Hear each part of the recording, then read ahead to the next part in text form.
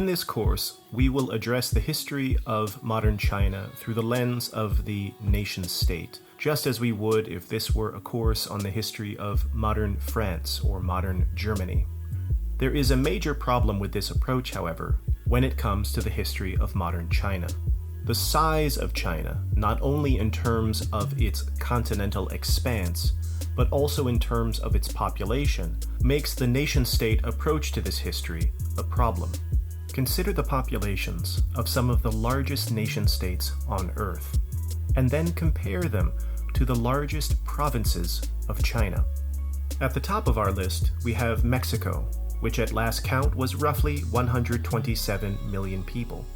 This is followed not by another nation-state, but by the Chinese province of Guangdong, with a population of around 113 million.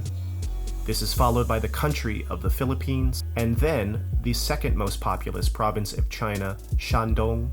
The rest of the list follows this pattern: the nation-state of Egypt, the Chinese province of Henan, the nation-states of Vietnam, Ethiopia, Germany, Iran, and Turkey, followed by the Chinese provinces of Sichuan, Jiangsu, and Hebei.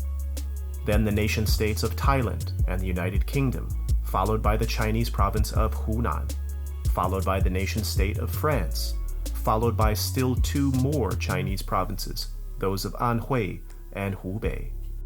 What this tells us is that when trying to compare modern China with the nation-state histories of other countries on Earth, we might do better to compare the United Kingdom not to the entirety of China, but to Hunan province. Or when comparing France to China, we might do better to compare France to the province of Anhui. That's how populous China is. But of course, if I were to offer a class on the history of Anhui, very few students would likely show up.